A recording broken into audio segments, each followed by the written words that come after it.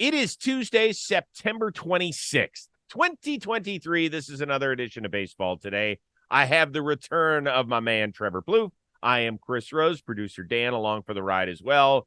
Start off the show by giving a little shout out to Stephen Brault, who was great in the last 2 days, filling in for you, Trevor Plouffe. But it is so good to have you back. How you doing, man?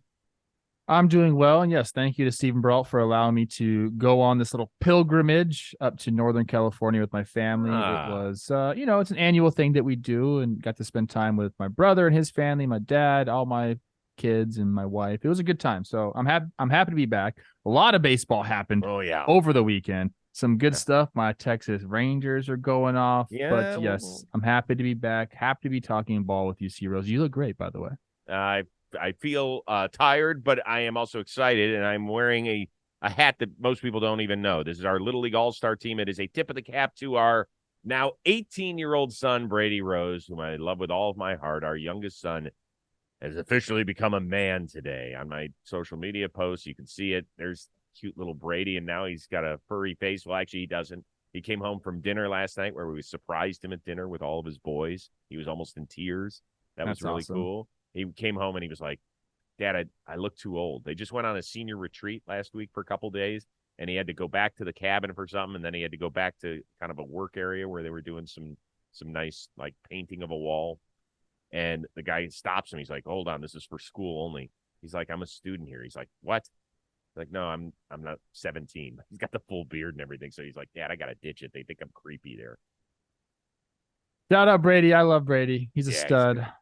Help me with my fantasy football team. Thank you very much. I don't know who's aged more in those two pictures, you or Brady. Stop. Can't really tell. My one question to you is, yes, I guess first, awesome that you surprised him with his boys. There's nothing an 18-year-old wants more than just to be with his fellas. So love that. Where'd you guys go? Oh, we're not going to talk about all that. Oh, okay. It sounds like it was hoity-toity. It wasn't hoity-toity, but it was nice. It was good setting. Okay. So that's that.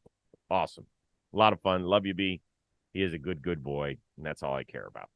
All right, let's talk a little baseball. AL West continues to dominate the headlines. You had Texas down 1-0 in the 8th, went back-to-back for the win in Anaheim, hang on to their 2.5-game lead. In the meantime, vintage Verlander helped Houston win Game 1 of its critical series in Seattle. Biggest story to come out of either of those games was? Well, I hope you're going to talk about JV and the Houston Astros, because Verlander, and I told you this before, but you pay this guy any amount of money, whether it's 40, whether it's 50, $60 million a year, he's worth it. He takes the ball and is a stud. He's an absolute stud. There's nothing else you could say about this guy. But I'll say this.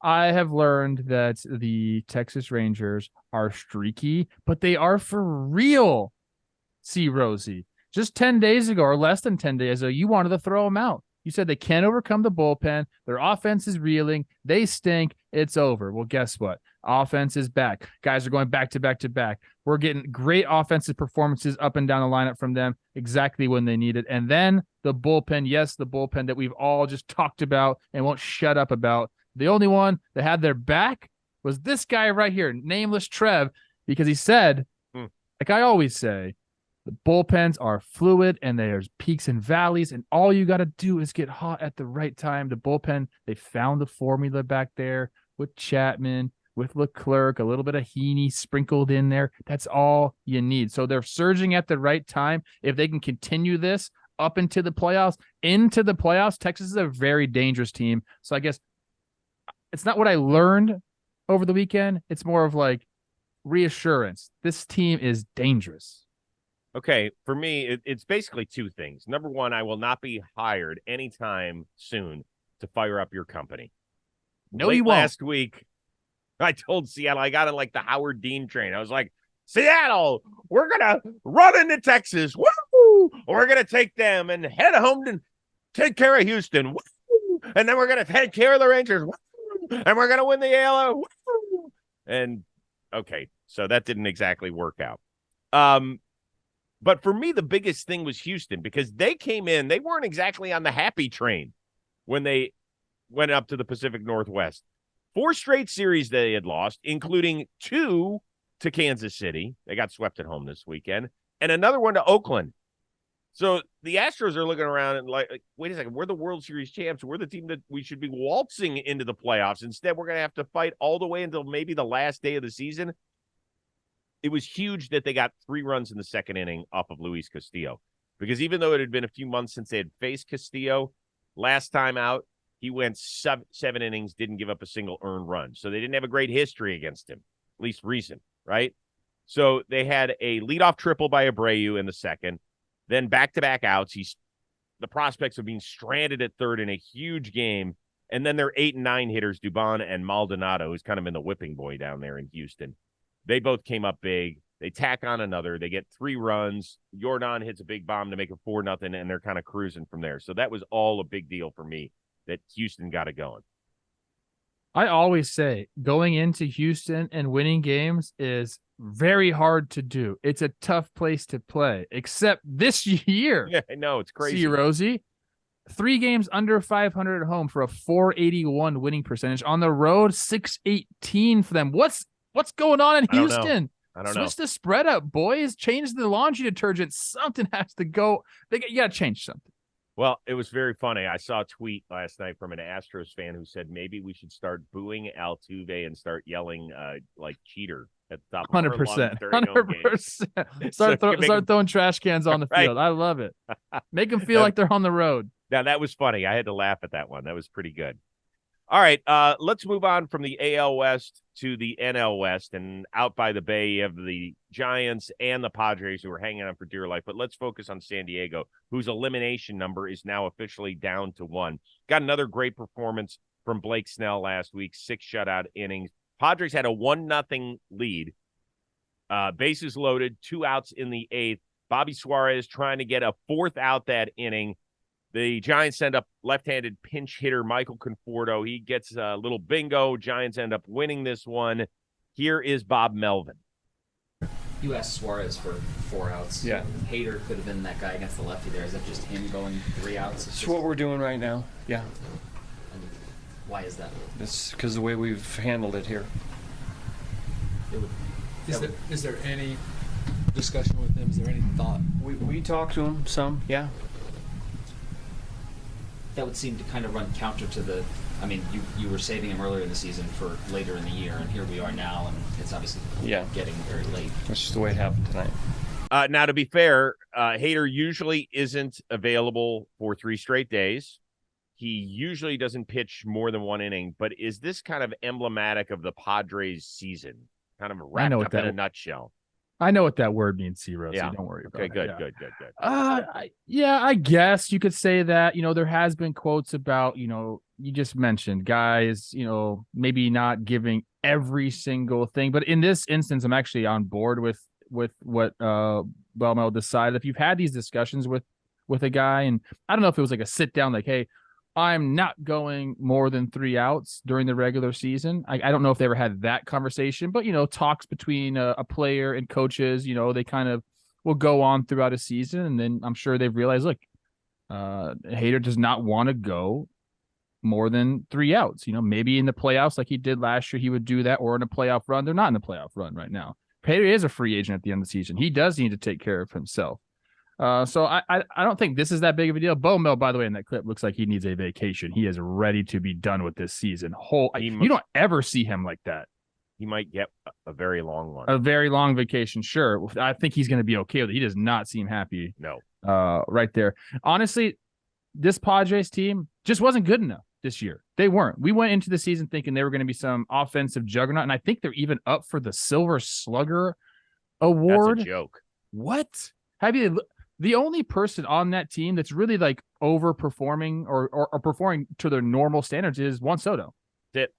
The rest of the guys, Fernando Tatis Jr. put up a nice year, but a lot of it's defensive. Ha-Seong Kim, a lot of it's defensive and base running, all these things. If you go look at their offensive output, I mean, I have it up right here, actually. Let me get it. They are just middle of the pack, dude.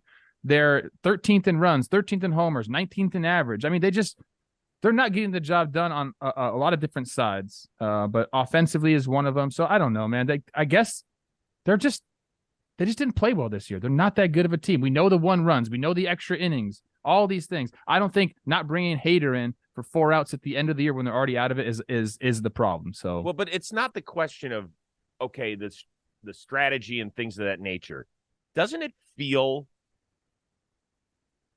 first of all, we can agree this team underachieved massively. They underperformed. Right? Yes. Okay. So we've got teams on opposite coasts who did that, right? You've got two in the New York area that massively underperformed. You have one on the West Coast that massively underperformed. Let's just focus on the two teams in the National League. You got the Mets and you got the Padres. Now, what the Mets did, they ripped off the Band-Aid midway through the season. They said, fuck it. This isn't working. We're revamping. We're going to rebuild our farm system on the fly. We're going to eat some money. We're going to look at each other and say, we don't know exactly why it didn't work out. But when you looked at the Mets, it didn't feel like shit was all over the place. It just felt like, for whatever reason, it didn't come together. And they had some outstanding individual performances, right? Tatis has been unreal. Senga has been great. Alonso is going to have a chance to hit 50 homers. Like, there's some stuff there. But you look at the Padres and you think total shit show. Total shit show. And yes, you mentioned the one-run games. 7-23. Winless in extra innings.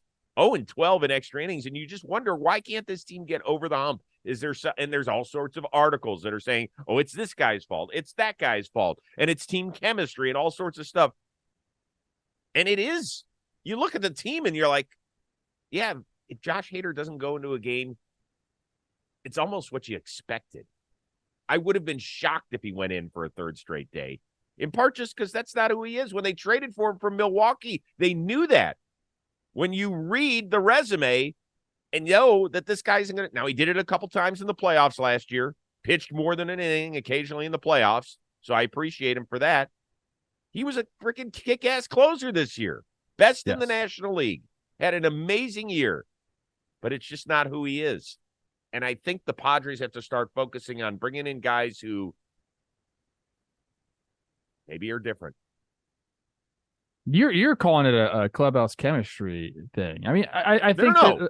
That's not a clubhouse chemistry thing, because clubhouse chemistry would, in my opinion, in this situation would be, boy, Josh Hader has several times pitched 3 straight days.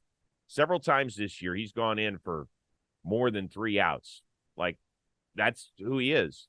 And then at the end of the year, when we're kind of in it, but really not, he's going to shut it down. That's not who he is. I think it's a question of how you build the team that has screwed up here, because there's something seriously missing here. And Josh Hader not going an extra out in a do-or-die game, essentially, is just part of the issue. But it just feels like that's part of the culture now. And that's something that needs to change, because they were freaking a couple wins away from making it to the World Series last year. Something went terribly wrong. Is it possible we just saw a bad year? Like, just this, not a good year. Possible. Okay. I don't know. You know what is great? A new John Boy Media Warehouse Games event being here. It is Blitzball Blitz Road to Billy's, a live in-person Warehouse Games production. It features a play-in game that starts at 11:30, followed by 2 semifinal games and the championship game. Blitzball Blitz. It takes place this Sunday, October 1st, 11 a.m. All ages are welcome. Now, there's early access tickets that are $100 and include access into Billy's an hour early at 10 a.m. Blitzball Blitz t-shirts, you get an event badge, you get a lanyard, as well as the opportunity to be a part of the exclusive JM Baseball Trivia content and be entered in a raffle to participate in pregame warm-ups with the players. You got to hurry, though. There's only 50 of those early access tickets available. There are general admission tickets available for $30. That gets you into Billy's at 11 a.m. to enjoy all of the Blitzball content. If you haven't seen Blitzball in person, it is a blast. It is so much fun. You get to hang out with all these passionate people. Where do you go? Shop.johnboymedia.com, or you can visit the link in the description to buy your tickets. The crew will see you at Billy's on Sunday, October 1st. Enjoy that. I know fans in Atlanta. What's that, buddy? I said enjoy it. Yeah, good. Cubs, they're currently tied for the second spot in the NL wildcard race right now. They start a tough final week with a trip to Atlanta. That means what? Dansby Swanson returns to his old team. Remember earlier this year, the quote that he gave to Bob Nightingale of USA Today. He said, quote, "This team means so much to so many people," speaking of the Cubs, "which is very similar from the place I came from. From the gist I've gotten so far, pro sports in Chicago are a massive deal. Pro sports in Atlanta are like, well, kind of a deal. He went on to say that that's not a shot at Atlanta, but he was boosting up the people in the Windy City. What kind of reaction does Dansby get tonight upon his return? A great one. I don't think that fans care about that quote whatsoever. I think at the time that you asked it, I said exactly that you're just, when you're asked questions like that, you're just trying to pump up your own city. And in that wake, sometimes it might seem like you're talking bad about the city that you came from, but all Dansby was trying to do was just say that he loves Chicago and he wanted the fans on his side, dude. So I don't think there's any problem with what he said. And guess what? It's not like the Braves went in to the spiral and haven't won, and the fans are mad at Dansby. They've been just fine. So a guy coming back that has won a World Series with them, he's going to get an amazing ovation because for a long time, he was, one of the faces of that franchise. So he's going to get a great ovation. He's played great this year. All the quotes and the articles that have been written about Dansby in Chicago have been all positive this year. Talk about like a glue guy, a gamer, a true baseball rat in there, even when he was on the IL, talking about how we're going to get better. So Dansby got a lot of like just unwarranted kind of like backhanded hate this offseason because he was the last of the 4 shortstops and they were bargain hunting when they went out and got him and all these things that were said. But he's been exactly as advertised. His career numbers and the numbers he's put up this year are pretty much identical. Right. And he's been great at shortstop defensively. So it's like he's been everything, man. I think people need to realize that there's something to guys like Dansby who are going to play winning baseball on and off the field that motivate. It's very important to have guys like that in the organization. So the Cubs, hey, you got a good one. And the Braves, all the fans, they remember him as Dansby Swanson, a guy that helped us, the success they've had, Dansby's been a huge part of that. To me, it's pretty simple. He gets a standing ovation and a ton of cheers and a great video. I mean, let's remember, he's an Atlanta kid that was brought back home after being the number 1 overall pick by the Arizona Diamondbacks. And he was a part of that winning culture that they have now cultivated. Do I think some Braves fans were taken a little bit aback by his comments? Yeah, probably. But the Braves just won their 100th game. They're going to have the NL MVP. Like, they're going to be the odds-on favorite to win their 2nd World Series in 3 years. They're sitting just fine. Do I think that if Atlanta had an offseason like San Diego right now, and this was Dansby's first trip back, maybe the reaction would be a little different, but not much, in my opinion. Let's remember the Instagram post that Dansby Swanson put out there after he signed with the Cubs. It is hard to even put into words how appreciative I am for the city of Atlanta and what it means to my wife and I, as well as my family. Thank you, Braves country. That's it. We'll see you tonight. Enjoy your standing ovation. Get your tip of the cap. Take your time at home plate. Soak it all in. Try and get your team to the playoffs. I think it's awesome. Maybe a home run tonight in the return. Doesn't it feel like that's going to happen? No. Okay. That's asking a lot. Aaron Boone said he hasn't been told definitively whether or not he is coming back next season as the Yankees skipper. Is it better for New York to move on from Boone rather than have him as a lame duck manager next year in his final year of the contract? Gosh, I go back and forth on this. I don't think Boone's the problem. So this is what I think about managers. I think Boone handles the New York media pretty well. Great. I think I think that it's a very difficult position to be in, and I think he's handled it well. I think he's got a lot of guys in that clubhouse who he's fought for, and he seems to be like a player's manager, and I think he should get more time. I'm not like on this, hey, we need a new voice in the clubhouse carousel type thing like this. I know Boone's been there for quite some time, so he's had a nice run there, but I just don't think he's the problem. So if you're asking me, like, does he need to go this year and they bring someone new? I don't think so.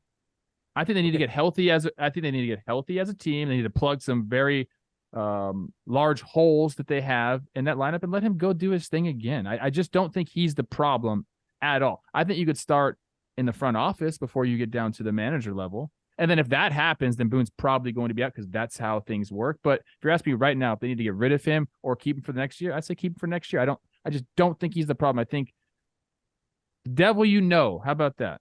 Okay. But let me ask you this.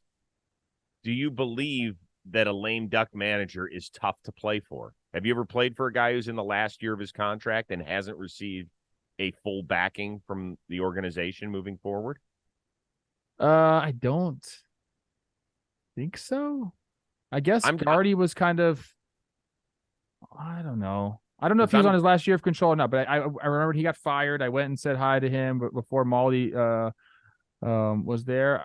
I thought at the end for that particular instance, Gardenhire was kind of over it. Like he just kind of his time had run its course. I don't really feel that way with Aaron Boone in New York. I don't think so either.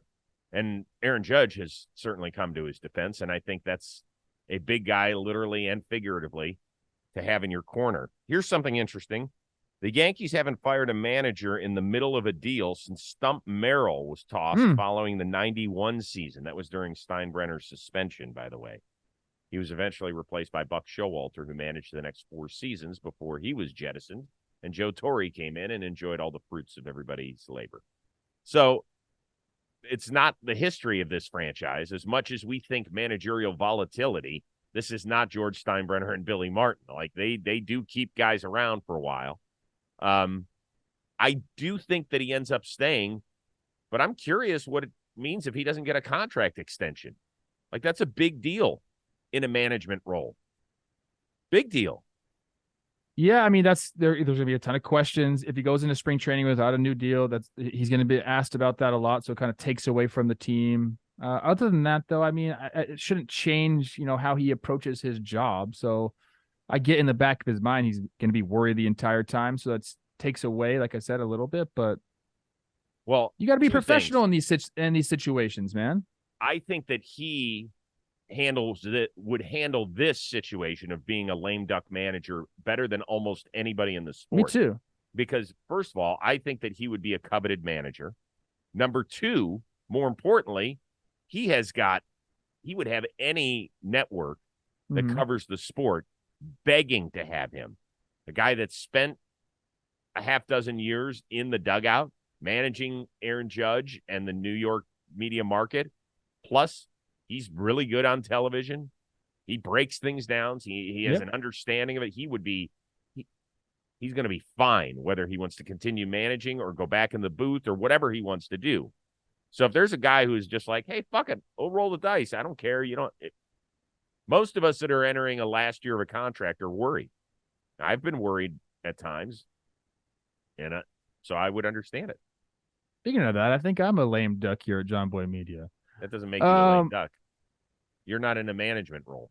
I agree that Aaron Boone is uniquely talented for this kind of situation. And I would say this. I think Aaron Boone is going to manage in the big leagues as long as he wants to manage in the big leagues. Right. Like you said, if he's out of the Yankees organization, somebody's going to scoop him up.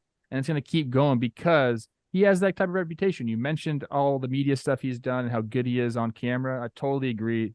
He's a confident dude. He's handled the New York media very well for a Southern California boy. So, I like Boone. He's not the problem, guys. I will tell you this. As a Cleveland fan who's about to watch his future Hall of Fame manager walk out the door after Sunday's game, I would take Aaron Boone in a second in Cleveland. And don't think that they wouldn't either, because he played there and they have an amazing front office. That would be a really soft landing for Aaron Boone if he wanted to do that. I want to see Aaron Boone enter like his old man stage. We're still in the younger. Although if you look at Booney, who's a good-looking dude, he does have the U.S. president syndrome, where every year you're in office, you age like 7. You think so? That's mean, Chris. But it's true. So look at him when he took Obama over the job. when he came out of office. Totally, right? But that's because Obama was smoking heaters all the time, too. So put the heaters down, Obama. Yeah, come on, man. Go look at Boone the day he took office in New York and look at him today. It's tough. Tough Dude, grind, New York's man. a tough town, okay? Totally. Only some of us can make it there. But plus, you do age immensely between your like late 40s and early 50s. Just look at this face. I feel you, bro. And this one is brought to you by our friends at DraftKings Sportsbook. Things are heating up in the ballpark. Every team right now is playing to finish the season strong. We got the wild card, all sorts of stuff going on. They're all vying for the playoffs. With DraftKings Sportsbook, you won't miss a moment of the action. New customers can score $200 instantly in bonus bets for betting just $5 on baseball. Plus, all customers can take a crack at a sweet payday with DraftKings same-game parlays. String together multiple bets from a single game for your shot at a major payout. I love doing those. So what are you waiting for? Download the DraftKings Sportsbook app now and use code BASEBALL today. New customers can score $200 instantly in bonus bets for betting just $5 on baseball. Only on DraftKings Sportsbook with code BASEBALL today. The crown is yours. Gambling problem? Call 1-800-GAMBLER or visit www.1800gambler.net. In New York, call 877-8-HOPE-NY or text HOPE-NY. That's 467-369. In Connecticut, help is available for problem gambling. Call 888-789-7777 or visit ccpg.org. Please play responsibly on behalf of Boot Hill Casino and Resort in Kansas. Licensee partner Golden Nugget, Lake Charles, Louisiana. 21 plus. Age varies by jurisdiction. Void in Ontario. See DraftKings.com/baseball for eligibility, terms, and responsible gaming resources. Bonus bets expire 7 days after issuance. Eligibility and deposit restrictions apply. I'll see you out there. All right, last one real quick. My boys are on the front of the Apple page. Creators we love. Look at all the podcasts. There's you and Jakey and Jimmy all together. For God's sakes, you guys look amazing. Be honest, which of the three of you really thought that you were doing like a modeling shoot? None of us, to be honest. Bullshit. We're all very nervous of what was going on. I'm trying to find a picture. I can't find it. We got put in some clothes that we normally wouldn't wear, and we got confident because the people that were styling us were telling us we looked great. And we're like, I'm not so sure. Jake kind of loved it because Jake loves to do this. The person that really stole the show was my daughter, Isla. We had a little break where we had to go like change outfits and stuff. And she was there, and she's usually very reserved, very shy. She was watching us do this, and as soon as we left, they asked, like, oh, can you want to come sit up here? And she ran, and she started taking pictures and stuff. She thought she was the model. They took about 1,000 shots of us, dude, and we were nervous the entire time because we don't know what we're doing. We just talk ball a little bit. That's all. Sure. But I like the picture. It came out well. I think the one person who was most nervous was Jimmy.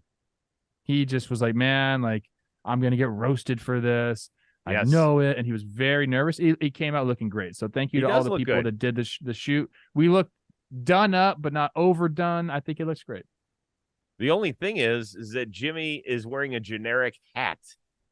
He was worried about the hat. He was very worried about the hat. And we made him feel comfortable. Say, hey, man, you look good. You look good. So he does look good because he's got the right facial pose. So, by the way, if you're just listening to this, go to our YouTube page, check out our social media, wherever. You got to look at the picture. They all look great. Jake, I could actually see him wearing that jacket somewhere. I like it. You look normal, So I'm trying to find this picture. You got to see it. Hold on. All right, there she is. What do you got? Oh, that's adorable. I love it. They just That away, Isla. She's the best, dude. That is so good. That is loved it. Well, speaking of good, it's good to have you back, my friend. We are back at it again on Wednesday. We will tweet out what time we are doing the show if you want to join us live on AMP. For our one-of-a-kind producer, Dan Rourke, and the uber-talented male model, Trevor Plouffe, I am Chris Rose. We will see you Wednesday on Baseball Today.